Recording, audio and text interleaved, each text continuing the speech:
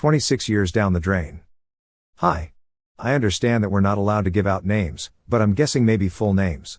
I read a lot of posts to try to get the gist of them, but I can't write like them, so vague and to the point. I don't know. I'll try my best. My name is Hector and I'm 47 years old, Puerto Rican. I think the abbreviation is STBX, soon to be ex-wife. Debbie and I was married for 26 years, we were together for 30. We have gotten married in our senior year in high school when she got pregnant with our firstborn. I was lucky enough to get a job at UPS right after graduation. We struggled in the beginning. She's from a traditional Irish family and they hated me at first. But I won them over. Especially her father. I made sure she didn't have to work. By the time we were 27 years old, we had 5 kids. 4 girls and a boy. I was just fortunate that the boy came out first. We had our arguments over money, discipline methods, and me complaining about the lack of sex.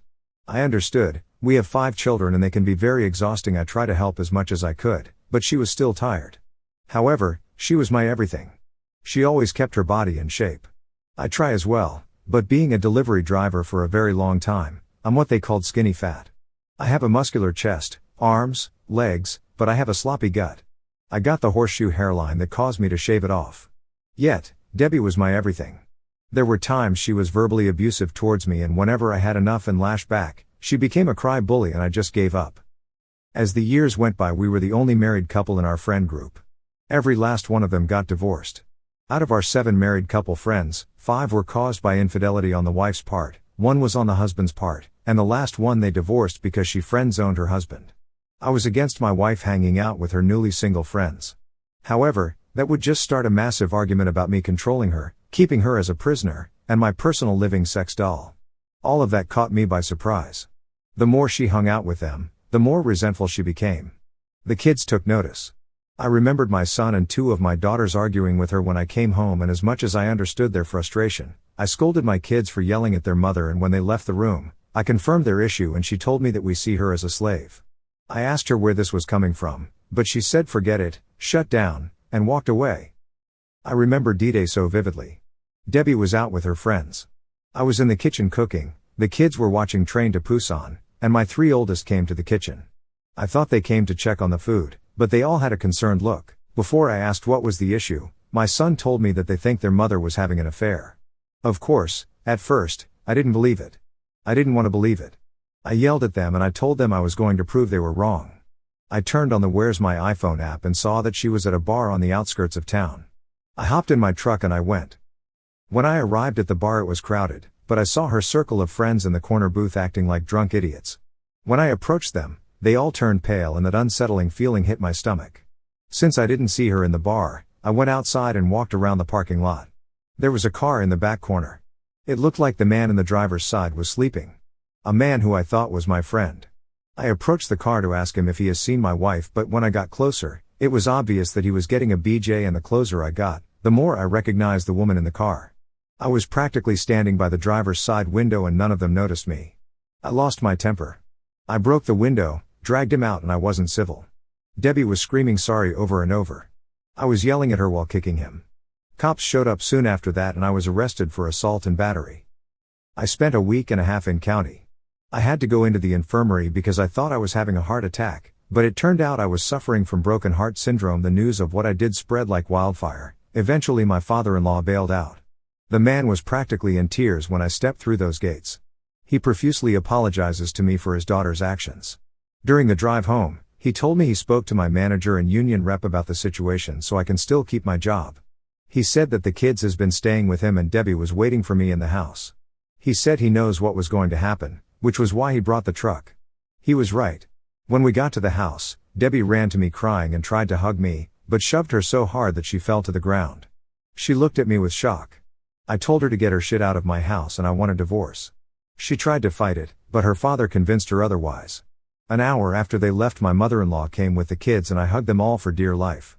She apologizes for her daughter's actions as well before leaving. Now in my state, there's mandatory couples counseling before granting the divorce.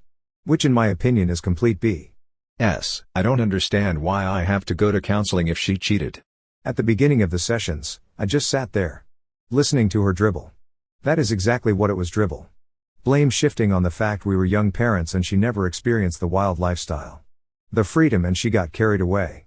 She got lost in it and her friends encouraged it. Soon she felt like she was missing something and she started a fling.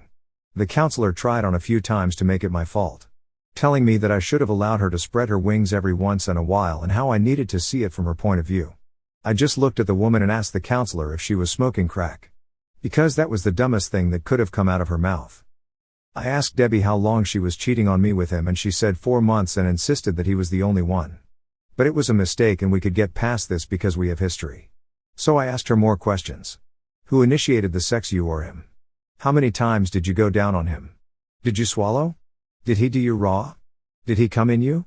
Did they fall asleep together? Through her stream of tears, she answered them honestly and I was quiet for a long while. The counselor tried talking to me twice during this and I raised my finger.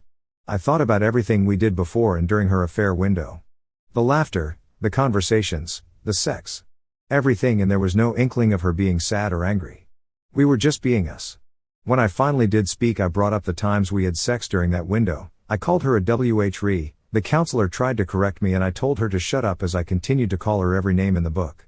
Eventually, I told her she was tainted in my eyes. Again, the counselor and Debbie tried to convince me that our history and relationship can get past this mistake and I didn't want to hear it anymore. It was like they didn't care about my feelings on the matter. It was just about forgiving her and what I can do to get over it and apologize to her for making her feel like a servant. So I walked out. This contested divorce has been a long uphill battle for the past 2 years. Debbie is still trying to make things right, still trying to get us back together. I don't know why, because our conversations are strictly about the kids, and when she tried to talk to me about something else I hang up on her. Family gatherings are consisted of me avoiding her or not showing up at all. Our oldest children refuse to talk to her. I tried to make them spend time with their mom, but they refuse and I have chosen to respect that. My in-laws are at my house weekly and I know they have been trying to make their daughter give me my divorce, but that has been a bust. My mother-in-law has been especially harsh on her, calling her a dumb brat, gossiping about her to her congregation. I had to ask her to stop because I didn't want the whole town to know our business. During the first year, my son and daughter created a Tinder account for me. I thought it was dumb. I'm a middle-aged man with 5 children who has a dad bod.